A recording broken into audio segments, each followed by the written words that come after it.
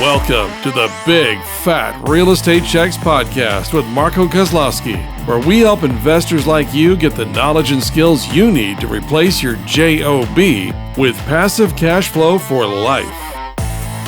Hey, Marco here. I really wanted to share with you our earlier podcasts that we created. Now, our mics were not the best, but the content was really strong, and I know you will learn a lot. We had an absolute blast recording this, and I know you're absolutely going to love it as much as we loved recording it.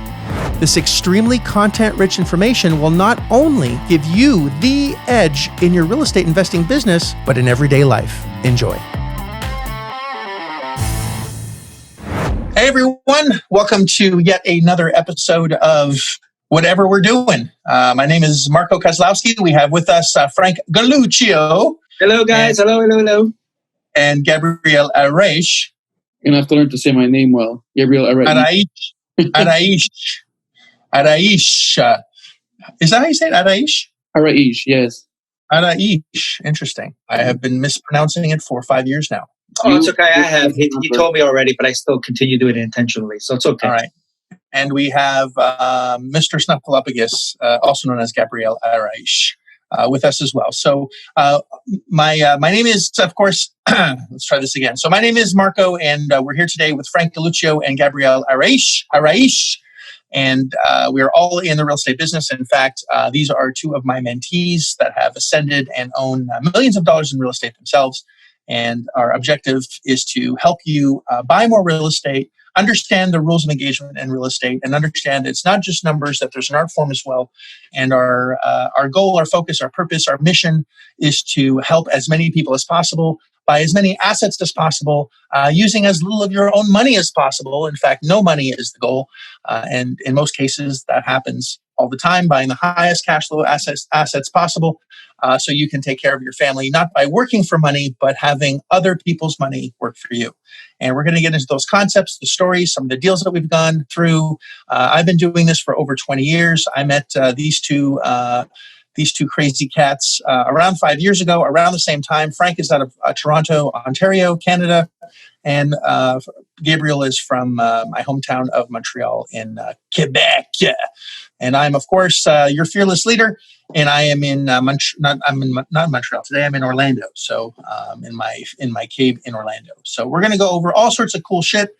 Try to get you as entertained as possible. Try to give you as much content as possible, and really not pull any punches and be as interactive as we can, so you can really understand what needs to be done in order to really retire in this business called real estate. Because none of us have JOBs just over broke. All of us rely on real estate as our main source of income, and we would love for you to have the exact same thing happen. And we're going to destroy any misconceptions that you might have on how to get involved, how much money you might need, or how much money you don't need, what kind of credit that you need, what kind of credit you don't need, what areas you should be looking in, and how just to get started and start making some buku bucks in this fun game that we call real estate, and I really do call it a game. So before we really dig deep into a whole bunch of topics, because there's so much to learn. In fact, I'm learning all the time. I'm a student as well as a mentor. Always learning, and I'm always trying to sharpen my axe to get the best possible techniques, the best possible angles, and as the market shifts, pivot as quickly as possible. And these are all topics that we're going to cover in these episodes. Pivoting, what market, mindset, all that shit. We're all going to get into that, and just as I said, give you as much value as possible. So so I've been doing this for 20 years. Frank has been doing this for 5, and Gabriel has been doing this for 5 as well. And I think the first question of the day is, why the hell should we get involved in real estate? So why real estate? So I think we'll start with Gabriel first. Nice haircut today, by the way. You're looking great. I used some gel today. Very, very good. Very good. If you use gel, I don't know what it's going to be for, but I'm going to be a little concerned. Maybe find out on the next episode. So Gabriel, give us a quick recap. Why real estate for you? What's your why? ¿Por qué? ¿Pourquoi? Well, the why, it took me a while to find that out, actually. And then that's probably the reason it took me a little bit longer to get into the game. I never really know what my why was. Today, my why is very simple. It's my wife, my children, giving them a better life and giving them more of my time A lot of my time was going to my job at the time. So that's really the big why. But my journey in real estate has been a little bit rocky at first, and I started off in real estate thinking that it's going to be something that I'm going to be able to retire on post my job. So I started off by buying real estate, randomly based on the usual misconceptions that we have about how to buy real estate. I'm a chartered accountant or CPA by trade, so I obviously thought that I was smarter than everyone. And I decided to buy real estate and made a bunch of mistakes. And actually, instead of building wealth, I was building debt and hole, and I put my family into a hole. So it was really rough. And but I was certain the vehicle was correct, because if done properly, it's supposed to pay me every single month without me doing the work every single month. That was at least the one thing that I had correctly. So that's pretty much why I got into real estate, and the rest is kind of history. Just learning the right way to do it and building cash flow on a monthly basis so that I don't have to go into work every day, and enjoy my family, my children, and everything else that this wonderful world has to offer me. So why didn't it work out for you? Let's just dig right into it. Why didn't it work out for you when you first started? So, did you start taking classes? Did you just think, oh, my neighbor's doing it, my sister's doing it, my neighbor's doing it, this guy I hate doing it is doing it, and this mofo is doing better than I am, and I'm going to do it too. Exactly. And you started in Canada, in Quebec, where so in order to buy property, I guess the way that most people buy it, tell us how you went about it first. Well, in my case, it was a little bit of just looking around me. So I had a friend that was what happened in Quebec was that there was a period where there was a lot of apartment buildings, and there was this flavor of the month, if you will, of just converting these apartment buildings into condominiums and then selling them with the tenants in place. So that was considered a real estate investment. So one of my friends was, one of the promoters of these types of projects, and was raving about them. All of his friends were getting into it, so it was kind of a hype, a little bit like a stock market run when everybody's buying this stock. The shares are going up, get on the ride. And so I went in and trusted what I was told, and that basically the units were being sold under value, and they showed us some different appraisals. They showed us some numbers in terms of the tenants already in there, and I just basically trusted without verifying. That was really my big mistake. And what they had sold to me, and I should have kind of picked up on it, was hey, the tenants are here. They're paying X, let's say $500 a month. The real rent is $700. So what we're going to do is for the next 2 years, we're going to pay you the $200 gap, and then you can increase them. And by the time we're finished paying your guarantee, which in and of itself is illegal, there'll be, you'll have increased the rent to the $200 that you're missing, and then you'll be a break even and going forward. So the mentality was just basically having the rent pay off the expenses, and in 20 years, 25 years, when the mortgage is finished to be paid off, that's when you're really going to start seeing your cash flow positive. And that's why I had a retirement. It had kind of an RSP feel to it, where you just pay it off for 20, 25 years, and then when you retire, you live off of it. So it sounded like it was better than RSPs. I figured RSPs, I have to, if I dump $100, $150 in it a month, then at the end of, when it's time for me to retire 20, 25 years later, I would basically have an asset that would pay me every year a certain amount based on what the total I had accumulated was.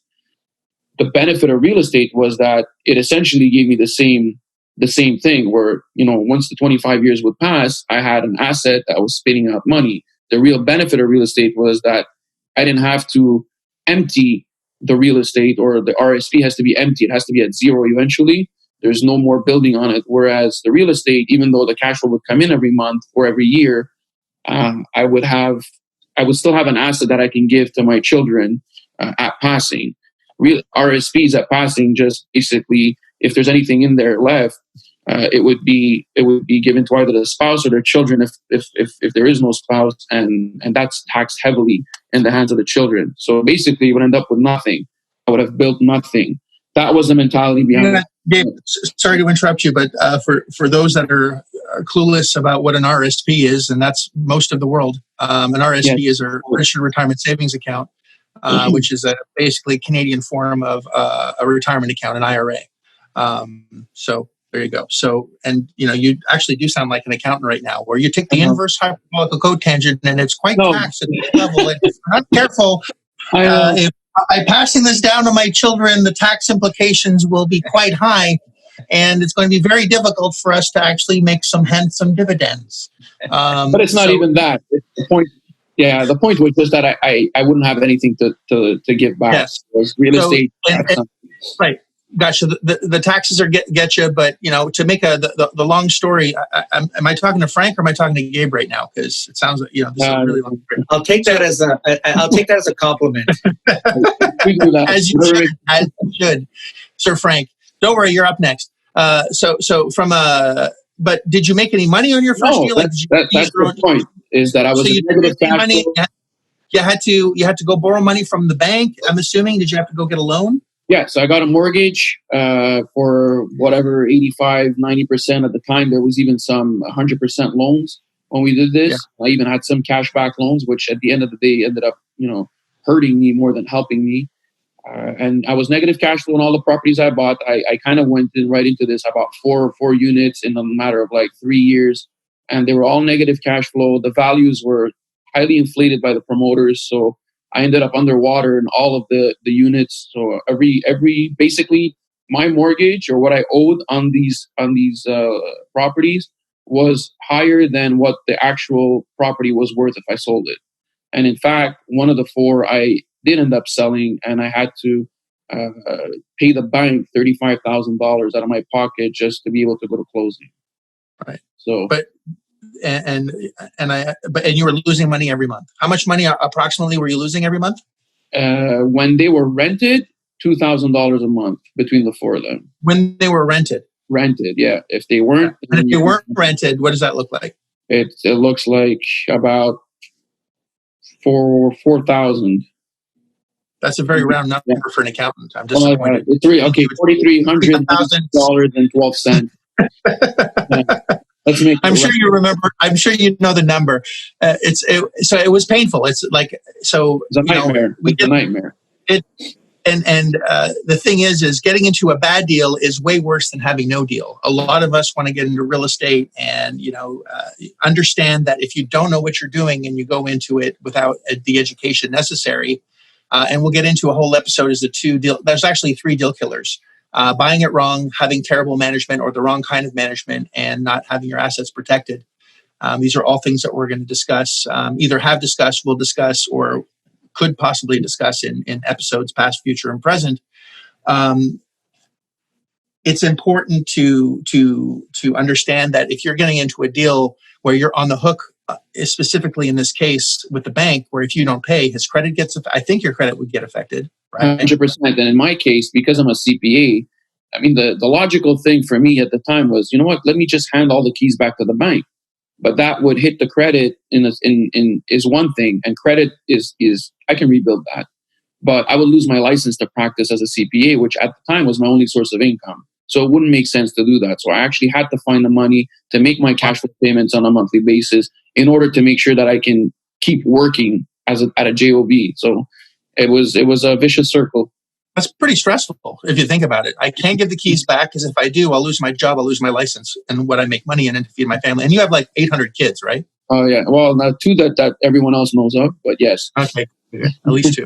So, yeah. And, that kind of sucks. So you're working, you've got this, you're in real estate, you're losing money. So your outlook on real estate sounds like it pretty sucked. Like, man, real estate sucks, right? Yes, and not just on me. That's the thing. Is it sucks for me, but it sucks also for everyone around me. So my wife had to work as well to make sure that we kept everything afloat, and who couldn't benefit from whatever she was doing working in order to live her happy life. The kids, there's stress in the house. Everybody feels that. Friends, there's negative mindset that comes into play when that happens. You're in a dark place. I had a really shitty outlook on real estate. But the one thing was that I was convinced that the vehicle was the correct one, that being real estate. It just took me time to figure out that I was the problem, and I had to figure myself out and how to do this right.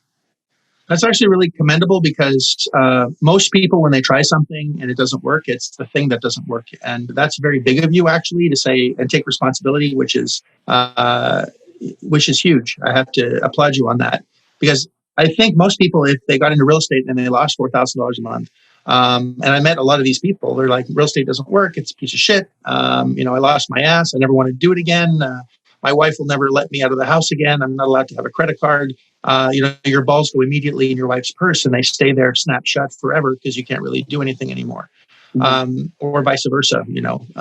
It's not just you as a man. I'm talking in a general scheme of things. But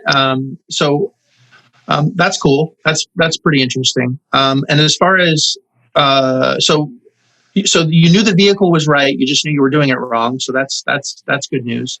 Where was the shift and where was the turning point? In just a few short sentences, so we can get to roasting Frank in a second. Quickly, it actually took a long time. It took about 2 years. And the shift was reading a book. I ended up reading Rich Dad, Poor Dad, a book that sadly I was told to read like 8 years before that. And I said I would read it, and I never did. And in the first chapter, I found out what my mistake was. And that's it. Then I had to look in the mirror and say, you know what? At the end of the day, even though things didn't go my way, and I'm not the only one to blame in all this, there was a lot of shit that was sold to me that wasn't true.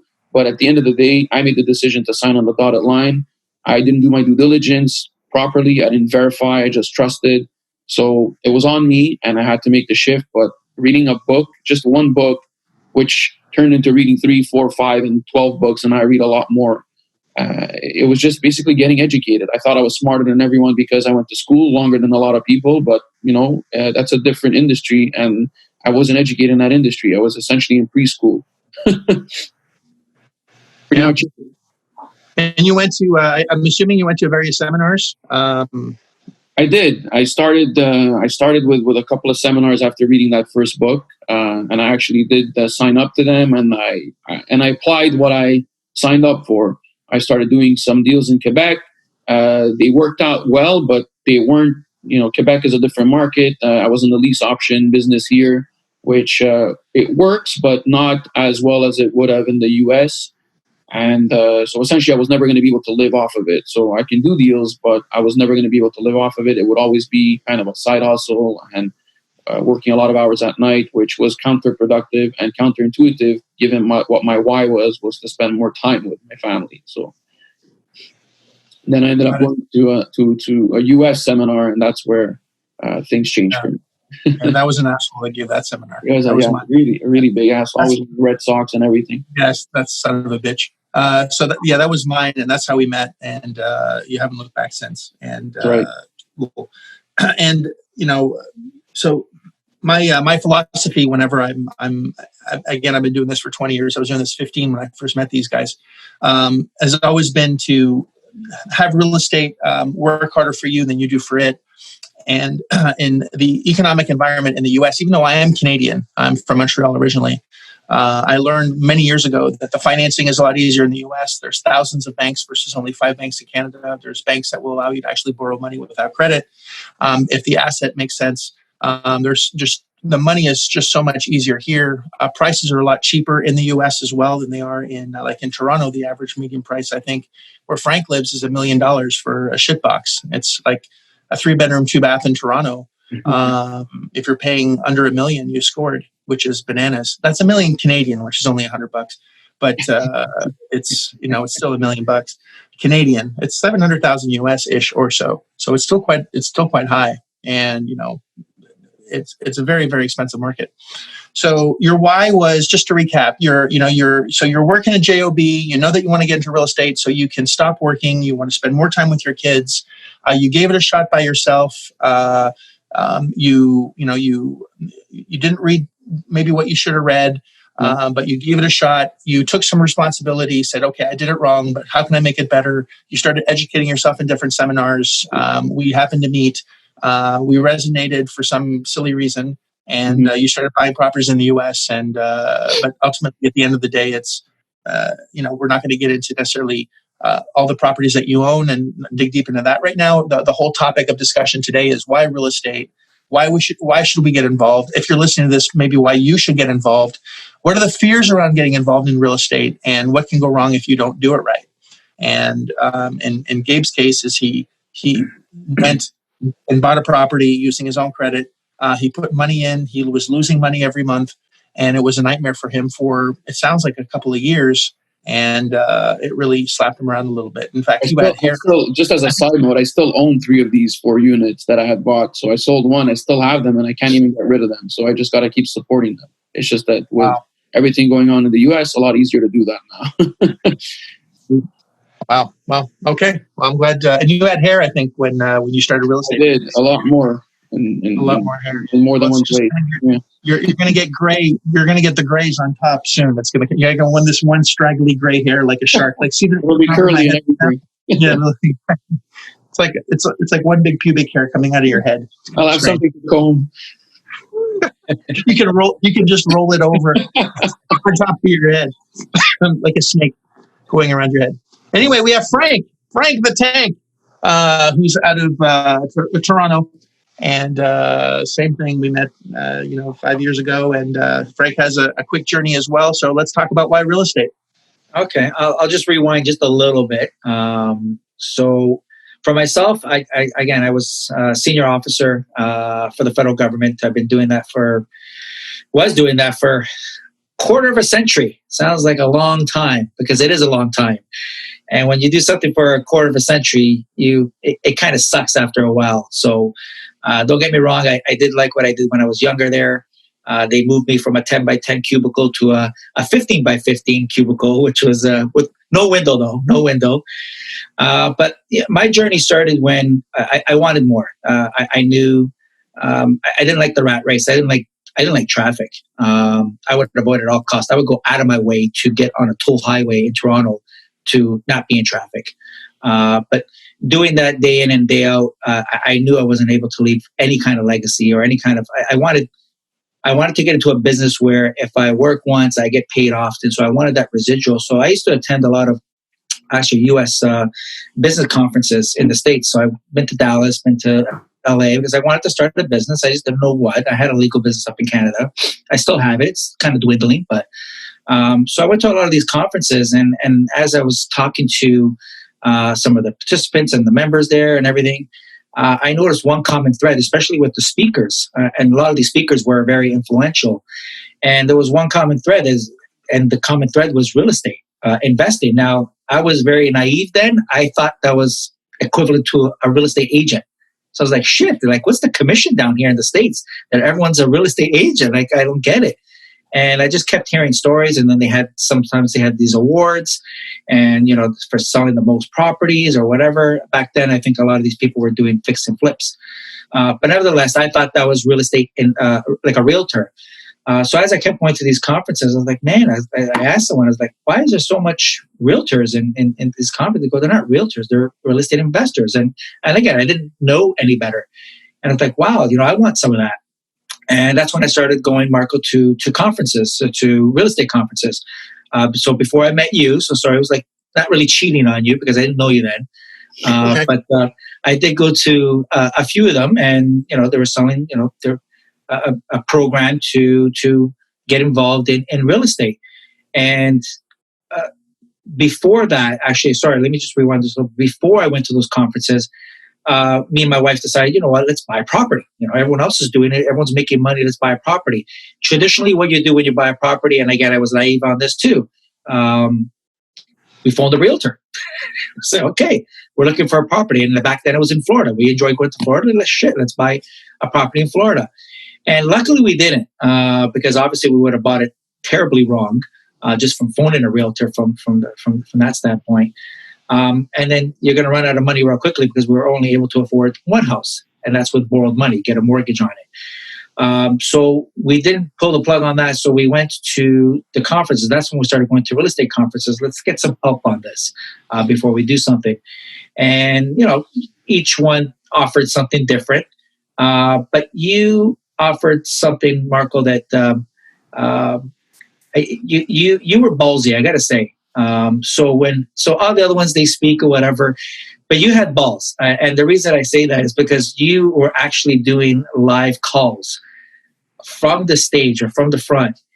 And I remember putting our name on a piece of paper. You put it in a fishbowl. You just randomly picked out someone's name, and you said, "Do you have a deal?" You gave us some pre-homework, and you did the call right there. And I'm like, man, I was like, I like this guy. He's not only preaching it, but he's doing it. And because of that reason, that's why we wanted to go with you. But going back to the real estate question, is we wanted a vehicle, and if everyone else has real estate in their background as a vehicle, it doesn't mean you have to do it forever. Like my wife doesn't want to do this forever, but she understands enough now today that real estate is a vehicle, so she can do what she wants to do. She wants to go back into interior decorating or consulting, whatever. She wants to do that on her own as her own business, and real estate will enable us to do that with the passive income. So it was a rough road at first, and we wanted to get into it. And luckily, we met you, Marco, like I said. And I haven't bought anything in Canada other than my own house. And like you said, for $1 million, maybe you'll get a garage. Yeah. We got to work on the other part of it. On the rest. Yeah. So for us, it's working once, getting that passive income that we need. And listen, I live humbly. I don't need the flashy cars and things that I really don't. I actually do it for my kids. I want them to understand that if you build something and if you build it right in real estate, which is the only vehicle that also that you can do this without going to trading time for dollars. And that's basically what I've been doing for 25 years. It's 25 years. And okay, the government has a pension, but that pension I've earned that in equity alone, I think within the first 2 years. So working 25 to earn the same amount of pension, which I'm not going to get all at once. I have to live to like 90 or more to get all that. But the whole point is yes, you're going to work. Yes, it's a modest living, but if you stop working, you're screwed. And I wanted the same with Gabe. I wanted more time. I wanted more me time. I wanted more family time. I wanted more time with my wife. I'm getting up there. I'm close to, if you round me off, I'm close to 50. And I got a lot of snow to show for it, and a lot of hair that I'm losing as well. So I don't want to continue on the path that I'm doing now with the government, and that's why I did leave the government, and I pursue this full time. That's so the short thread. I think, yeah. I'm amazed that was shorter than Gabe. That's like the first time ever. As you start listening to these episodes, you'll see who talks the most. It's most likely good. But all kidding aside, we all want more for our kids. If you have kids, if you don't have kids, then you want more. I think for yourself, we all want more. We don't want to have to work.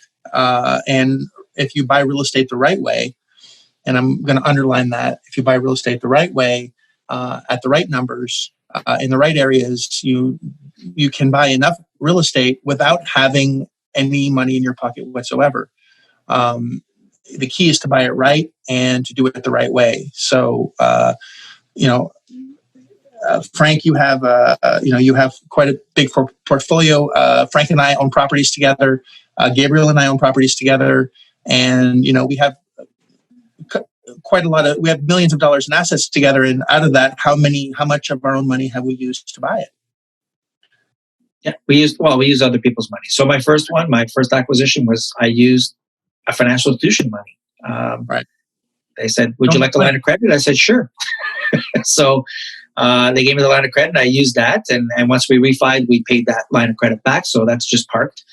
But just to go back, I didn't initially do it for my kids. I don't want to sound like an asshole, but I initially did it for me and my wife. I wanted me time, and time is precious, and I realize that now. And once you hit over 40, Gabe, time just keeps going a lot quicker. Once you hit 45, it goes faster, and once you hit 50, I think it goes into sonic speed or whatever. It's terrible just thinking about it. I'm like, oh my goodness, like my kids are teenagers, and I don't know where the time's going, but it's going. It's not stopping for me or anyone else.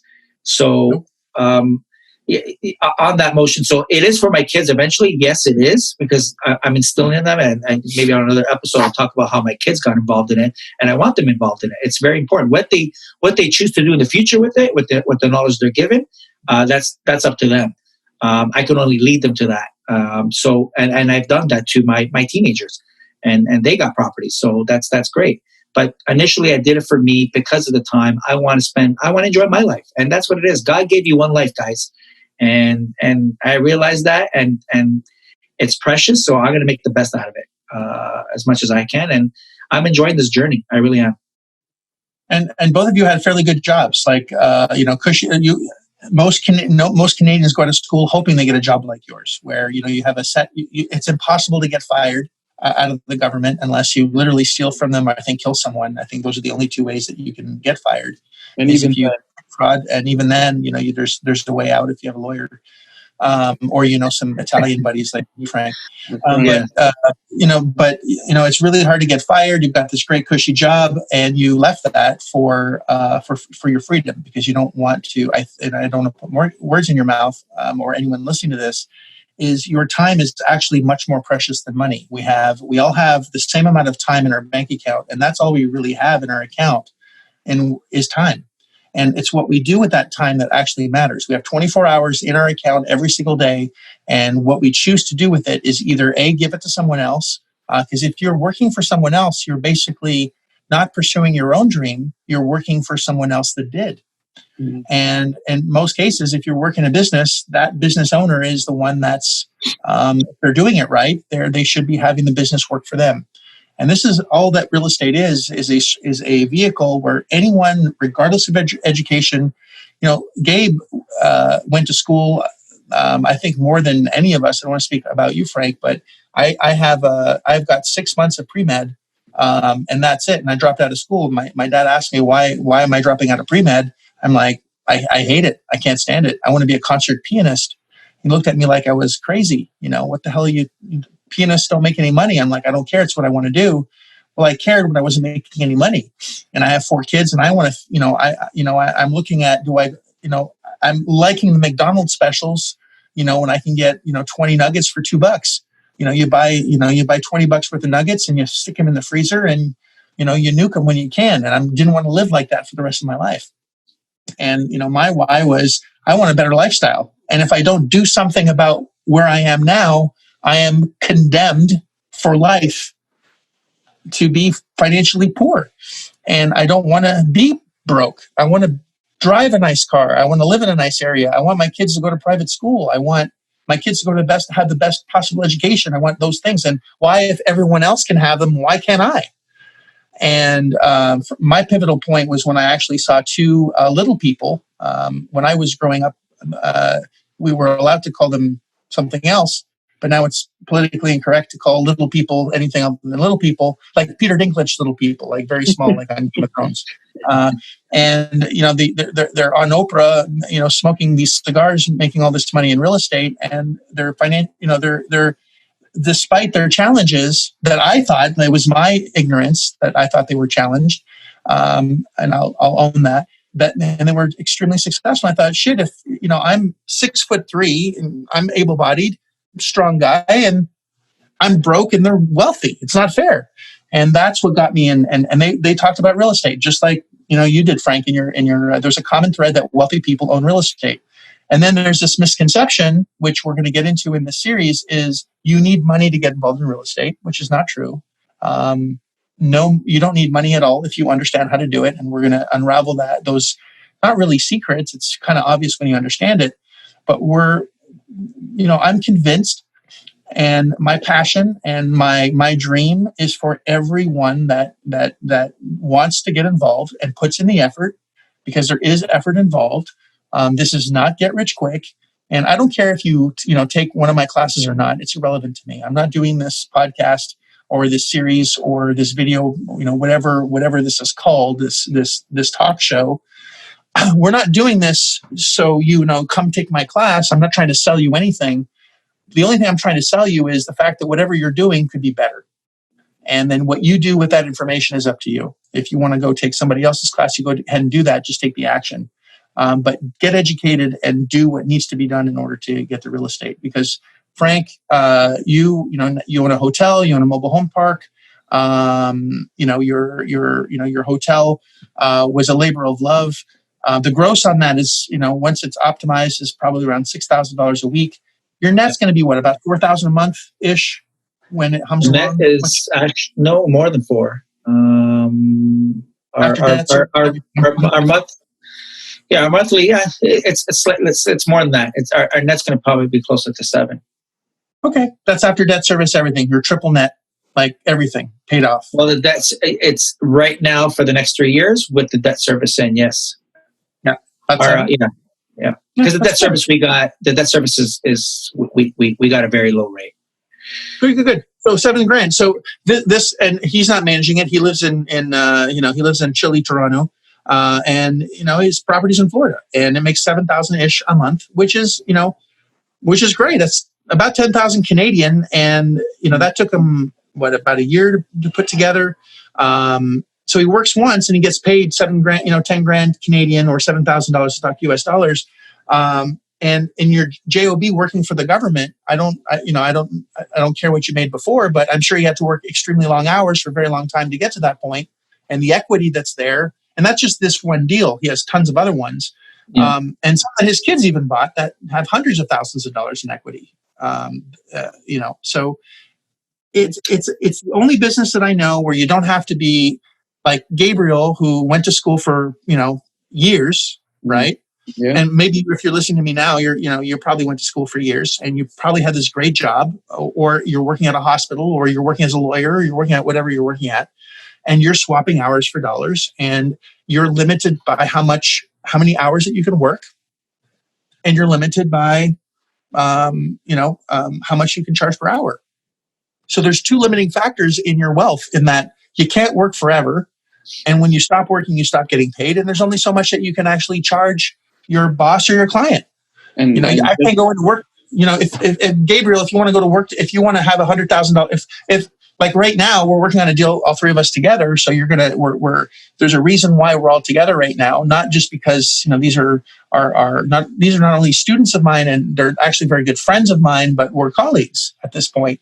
And I have a tremendous respect for these guys, because if Frank says, or Gabriel says, hey, I want an extra $200,000 a year cash flow this year, what are we going to do?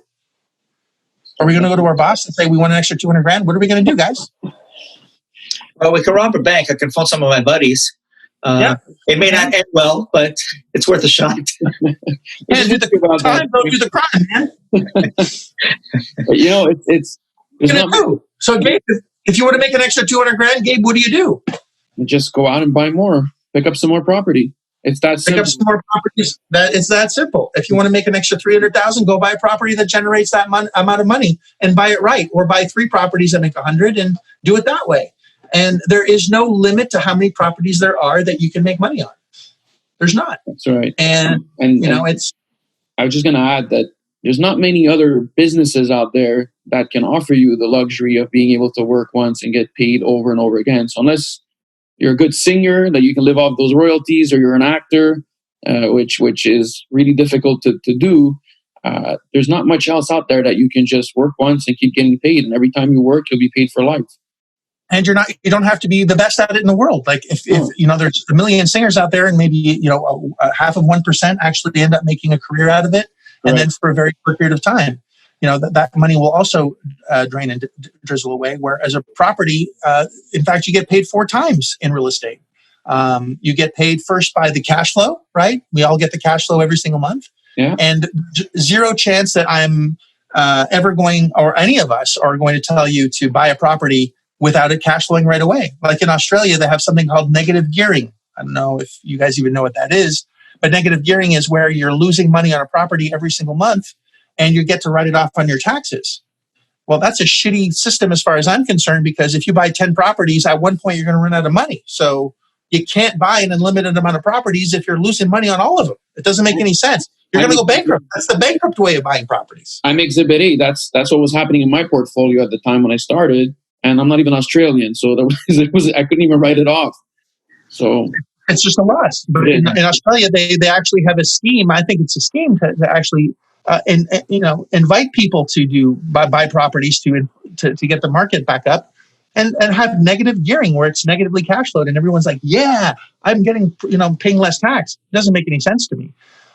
In the U.S., we want to make money the day we buy it, or we won't even look at it. right? 100%. Yeah, there's other tax saving strategies you can do than what the Australians are doing. Of course, there is.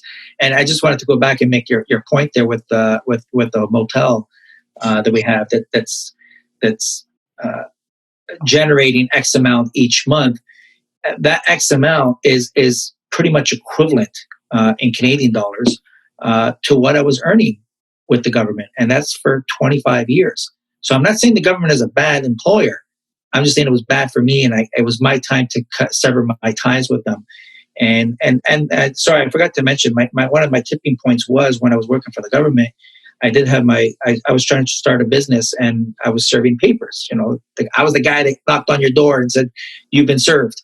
So I started a process serving business, and literally from the parking lot of the government, I would hop in my car and start serving. I wouldn't come home till 9, 10 o'clock at night. And I did this even on the weekend. And literally I wouldn't see my kids. Like my wife was basically a widower.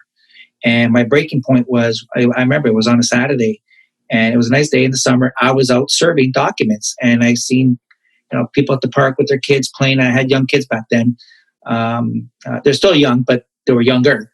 And I literally broke down in my car, and I go, I can't do this no more. The money was good because I was working fucking 18 hours a day. But I didn't have time to enjoy it. And I did break out in tears in my car. And I'm tearing up a little bit now just even thinking about it, because it's a terrible way to live. I had a dear friend die from the government. She wanted to, when she retired, she wanted to travel. She goes, I'm going to travel. I go, travel now. We got lots of vacation time. She goes, no, when I retire. She didn't make it to retirement. She was 17 months out of retirement. And that's a shitty way. And I go, this is not happening to me. And that's why I got into real estate. And that was the pivotal point. So I failed to mention that. So I just wanted to throw that out there. It's good insight, man. That's yeah. I can't imagine you breaking out into tears at all. I've known you a long time. I've never seen you actually have any emotions at all. So I'm well, I do have emotions, and believe it or not, and that was yeah. That's we all. And if you don't have those pivotal points, those points of those aha moments, we don't, as humans, we don't generally change unless we're made to change. Yeah. And sadly, some don't have a severe emotional reaction enough to even want to change. They're happy taking the elevator and saying, Frank, only 18 more years to retirement, which I know I got that. I used to avoid the elevator for that. I'm glad you mentioned that. I used to avoid the elevator, and I used to work on the 9th floor. So every morning I have to go up the elevator, because every time I go in the elevator, I say, hey, how's it going, Marco? Just say you were in another 18 more years or 50 more years. I had to hear that. Like, I just said, how's it going, man? And that's the mentality when people go to work. Ask your friends. Ask anyone. Do you enjoy going to work? And I bet you 90% of them are going to say, no way. Especially if they've been working there for 25 years. Well, the definition of work is toil and labor. I've seen 4 kids come out of my wife. That's a lot of labor. I never want to go through that. It's like having an umbrella open up in my bottom. No thanks. Yeah, it was a traumatic experience, more for me than I'm sure. She actually enjoyed childbirth, which was weird. As soon as one popped out, she's like, I need another one. I'm like, oh my gosh, this is miracle of life, Marco. It's the miracle of life. It is. And I'm blessed to have been there for my kids, because I was a stay-at-home dad. So I never wanted to mortgage my time for money. I want to have my time so I could spend as much time with them. And you've met my kids. We have a really phenomenal relationship. I'm really blessed with a really tight family. And that couldn't have happened unless I had real estate in my life. But so, you've got these cash flows. You've also got depreciation, which you don't have in Canada, where we're all from, where you can actually deduct. You basically get a $36,000 a year deduction off income for per million that you own. So if you own $3 million in real estate, the first 100,000 plus actually is tax free, which is great. So like in Frank's case, he won't even pay taxes until he hits a certain point because of depreciation. So it's a paper deduction. It's not a real actual deduction. So you actually get to keep more as a landowner, because the IRS laws were written by the rich so wealthy people could keep more money. Donald Trump, whether you love him or hate him, has billions of dollars in real estate. And I think the number is like $100 million before he starts paying taxes because of the depreciation schedules that he's on. So it's huge. So, the rich get richer for that reason, because you're playing by the rich rules. And you don't have to be wealthy to play by rich rules. Just start playing by rich rules and start getting wealthier, which is exactly what these, what the three of us are investing. And I say investing, not spending. We're investing our time doing that. And, so you got cash flow from day one, you got depreciation, you got amortization, meaning that the property's paying itself off over time in 25 years or 20 years or 15 years, depending on how aggressive you get. Your mortgage is paid for, your property's paid for. And that cash flow then is goes in your pocket and it can pass down to your kids. And if you do it right, if you asset structure, there's no tax. There's no tax when it passes down. It just, they get the property and they start making money. And it's a recipe for wealth for life for your entire family and their kids and their kids' kids and their kids' kids, as long as, a meteor doesn't hit the earth or it all burns down or whatever it is. But that's, the apocalypse is something that we can talk about on another episode. Positive. And, whatever's going on. Yeah, you're right on the 4 ways to get paid, or multiple ways to get paid buying real estate, and if you buy it right. Because we were also looking up in Canada, and unfortunately, Toronto's like a mini Manhattan, and people are buying these properties that are well overpriced, and they're banking on appreciation. Yes. They're banking, so it's not the me. Remember, I said it's about me now, and I'll take care of my kids. It's almost like on a plane. When you go on a plane, when they do their presentation, the mask comes down. They go, put the mask on you first, because you got to help yourself first before you can help others. So that's the same mentality I'm using. So the people that I know, some friends even, they have deep pockets and they're buying these overpriced properties that are earning them zero. Because between the debt service and what they pay for, they're making nothing. They're banking solely on speculation, which is depreciation. Now, Toronto's been blessed over the last decade that it's been going up. But what happens if it plateaus or comes down? Whatever goes up is going to come down eventually. What happens if it's going to happen? Yeah, there's no real estate market straight up ever. Like, Toronto at one point was 10% in a year or something crazy, like just some banana. It was 20%, even if you had a vacant property. I was crazy. Right. It was bananas. So you couldn't lose, but it slowed down. But still, at one point, there has to be a correction. There's only 19 people in all of Canada, so I don't know how. At one point, you can't sustain the level of price hikes. Not enough people are going to buy, and when it tanks, it's going to be horrendous for those people that do bank on appreciation. But that is actually the 4th way is appreciation. And in multifamily, which is what we're going to talk about, or hotels, or mobile home parks, or we don't do a lot of single family, but there's still appreciation single family. Prices do go up over time, and you have the debt service is going down and the property is going up in value, and you're creating equity for yourself, every single month, every single year, every single decade, it's going up in value. So, what we buy today for $1 million, and you might be listening to this going, I'll never be able to buy anything for $1 million. Well, I guarantee that if you follow these processes, anyone, including you, specifically you, can buy a property all day long for $1 million. You can buy a $2 million property. You can buy $10 million on a property this year. You just have to learn how. And it's not money that you need. It's actually knowledge, because money without knowledge will lose you money. Look at Gabe, Frank, you didn't make the mistakes that Gabe made, and I didn't make the mistakes Gabe made. I made different mistakes, but just because you have money doesn't mean that you're going to be able to make money. In fact, I have a saying that if you can't make money without money, you'll never make money with money. So you really have to learn how to make money without using your own money. And if you understand that, you can generate a ton of cash in the real estate business. So if we were to recap this whole episode, what's your why? Why are you listening to this? And what do you want to change? What do you want more of? What are you fed up with? For Frank, it was him having this moment of wanting more time with his kids. As selfish as he says he was at the beginning, his pivotal point was being in his car, seeing families playing in the park with their kids, and he couldn't do that because he was hustling for the cash. And he could never get that time back. That time is over. That 25 years at the government, those gray hairs that he has, he can't reverse those, even if he tries to hide them up, or does a weird comb over. It's not going to happen, right? That time is gone. For Gabe, it's, whatever time you put in, and the 2 years of experience or 3 years of experience on buying properties the shitty way, at least he was stung, but he can never get that time back. All of our whys are going to be slightly different, but we've had a strong emotional reaction to we never want to be there again. So figure out what your why is first. Understand that real estate can be that vehicle if you learn how to do it correctly. Because there's a lot of things that can go wrong, and it can be scary, but you can either figure this all out by yourself or keep getting educated and align yourself with the people that have made the mistakes so you don't have to. Like I said, it doesn't have to be necessarily with us. It can be with anyone. I don't give a shit where you go for your education. I think the better education, the more people you learn from, the better, because I don't think one person has all the answers. I think having different perspectives is important. And we have our perspective, and we've been doing it very successfully for a lot of years. And my goal is for you as a listener to really get involved and start replacing the income that you have with passive income and doing it the right way.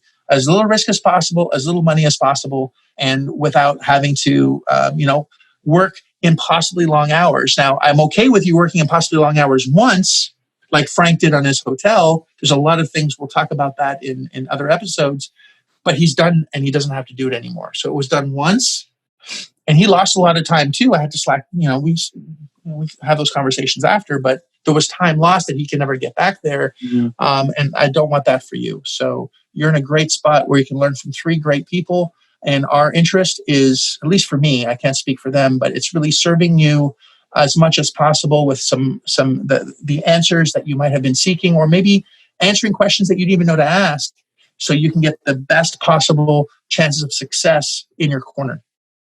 And that's what this series is all about. Frank? For me, helping out, going through those trials and tribulations, and yeah, I got a lot of shit shows. We'll discuss some of them in the episodes, and I think that's important to discuss to show the reality, the raw reality that things could go wrong, and when they do, you don't run away. You know how to address them.